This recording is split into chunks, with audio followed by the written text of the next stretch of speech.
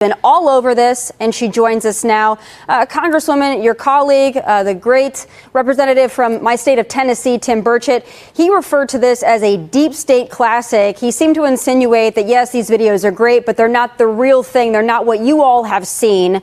What is your take on what we've seen so far, and is there more that we need to see? I think that there's more that we need to see, but also, too, I think one of the most important things that Congress can do right now is stop working against what the American people want, what the administration wants in transparency, and to pass the UAP Disclosure Act, in addition to put out either temporary immunity or at least waiving people's ability to come forward and bring forward information if they do indeed have more regarding if this has been captured technology.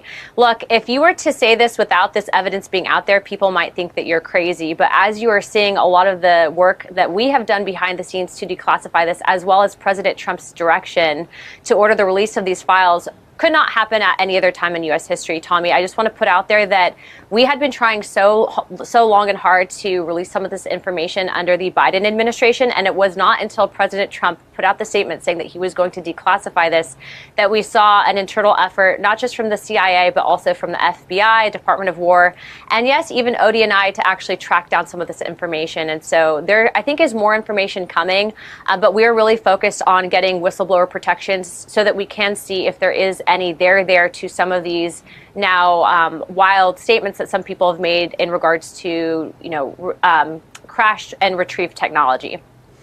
Some of the things that you have seen, I know that there aren't enough whistleblower protections, and I know a lot of this is still classified, so you're limited. But from the footage that you've seen, maybe more than the American people at this point, is there enough to suggest here that we've got non-human entities that we're dealing with? What's interesting is all of the witnesses that we have talked to call these things interdimensional. So I won't speculate as to that other than, reaffirm what they have said. But Tommy, I will speak to something that has been released. So there was that illustration that was shown. If you look through the files, a lot of headlines have been posting it. It looks like a metallic sphere. And I will say that that was actually from a briefing that we got with the FBI. It was up until recently, up until it was declassified, an ongoing investigation because it was observed by contractors. And what I will say is that this is not something that's just made up. There were investigators looking into this extensively. But what was alarming to me specifically is the amount of effort and resistance that existed within the intelligence community to either prevent us from getting this information out to the American people or to try to discredit witnesses that had come forward with information, not to mention the release of their medical records to try to discredit them in the event of what happened with David Grush.